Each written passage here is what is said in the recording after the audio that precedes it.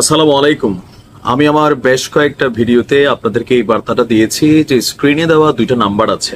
এই নাম্বারগুলোতে আমাদের বাংলাদেশের যে সকল ভাইরা ইরানে বসবাস করছেন, বিশেষ করে রাজধানী তেহরানে, আবারও বলছি বিশেষ করে রাজধানী তেহরানে খুবই বড় এবং একটা ভয়াবহ হামলার শিকার হবে রাজধানী তেহরান। আর ইতিমধ্যে যে নাম্বারগুলো দিয়েছি সেই নাম্বারে যোগাযোগ করে বিশেষ ফ্লাইটের ব্যবস্থা করা হচ্ছে সরকারের পক্ষ থেকে আপনাদেরকে ফেরত আনার জন্য। সো খুব দ্রুত এই নাম্বারগুলোতে যোগাযোগ করে আপনারা সুস্থভাবে বাংলাদেশে ফিরে আসেন, এই দোয়া কামনা করছি। কারণ অলরেডি আমাদের বাংলাদেশিদেরকেও হামলার শিকার হতে হয়েছে। খুবই আশ্চর্যজনক বিষয় হচ্ছে ইসরায়েলের এই রোষানলের শিকার তেহরানে বসবাসরত অনেকে হচ্ছে, শুধুমাত্র যে ইরানের নাগরিকরা হচ্ছেন তা না, কারণ এলোপাথারি হামলা চলছে। তেহরানকে খালি করার যে নির্দেশ, সেই নির্দেশকে আবারও বলছি সিরিয়াসলি নেন।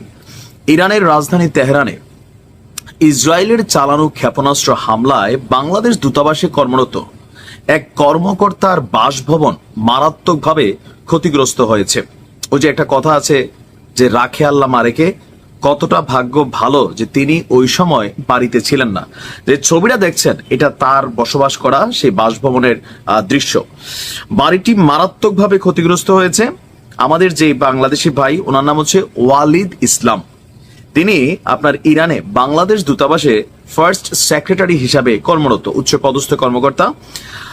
তার বাসাটা পুরোপুরি গুড়িয়ে দেওয়া হয়েছে। বাংলাদেশ দূতাবাসের কর্মকর্তা কর্মচারীরা মূলত তেহরানের জর্ডান এলাকায় বসবাস করেন, যা শহরের তৃতীয় জেলার মধ্যে পড়ে, মানে ডিস্ট্রিক্ট 3।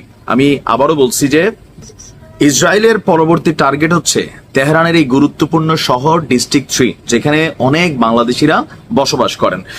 তো ওই এলাকাতেই ইরানের রাষ্ট্রীয় টেলিভিশন সহ আরো বেশ কিছু গুরুত্বপূর্ণ সামরিক স্থাপনা অবস্থিত, যেগুলোকে লক্ষ্য করে ইতিমধ্যেই 2 দফা কিন্তু হামলা চালিয়েছে ইসরায়েল। রাষ্ট্রীয় টেলিভিশনের খবরটা আমি গতকালকে দিয়েছিলাম কিভাবে গুড়িয়ে দেওয়া হয়েছে। হামলার পূর্বে বাসিন্দাদের ওই এলাকা থেকে সরে যেতে বলা হয়েছিল, ফলে প্রাণহানি তুলনামূলক কম হলেও ধ্বংসযজ্ঞের জায়গাটা হয়েছে বড় আকারের। তিনি বলছেন যে আমাদের আশপাশে যেই ওয়ালিদ ভাই আছেন, যে আর কিছুই অবশিষ্ট নেই, শুধু কিছু কূটনৈতিক আবাসন কোনোভাবে টিকে আছে। ইসরায়েলে হামলার আশঙ্কায় আপনার বাংলাদেশ মিশনের সব কর্মকর্তা কর্মচারী এবং প্রবাসী বাংলাদেশিদের নিরাপদে সরিয়ে নিতে নির্দেশ দেওয়া হয়েছে বাংলাদেশ সরকারের পক্ষ থেকে। আর আপনার প্রবাসী বাংলাদেশিদের তেহরানের বাইরে নিরাপদ জায়গায় সরিয়ে নেওয়ারও পরিকল্পনা করছে আমাদের পররাষ্ট্র মন্ত্রণালয়। ঢাকায় সংবাদ সম্মেলনে যেই বক্তব্য আসছে যে তেহরানে অবস্থানরত প্রবাসী ও দূতাবাস কর্মকর্তাদের নিরাপত্তা নিশ্চিত করাই সরকারের প্রধান লক্ষ্য। তাদেরকে সুরক্ষিত স্থানে সরিয়ে নিতে কাজ করা শুরু হয়েছে। বর্তমানে তেহরানেই প্রায় 400 বাংলাদেশি যারা আছেন, আমরা সর্বশেষ যে খবরটা পাচ্ছি আলহামদুলিল্লাহ হতাহতের কোনো খবর পাইনি, সবাই নিরাপদে আছেন। তবে পরিস্থিতির উন্নতি না হওয়া পর্যন্ত সবাইকে নিরাপদে থাকতে বলা হয়েছে। সো আমরা যে নাম্বারগুলো দিয়েছি আপনাদের ভালোর জন্য দিয়েছি। অনেকে আছেন এরকম পরিবেশও ভাবেন যে না আসলে বড় কিছু হবে না, হয়তো আরো কয়টা দিন দেখি।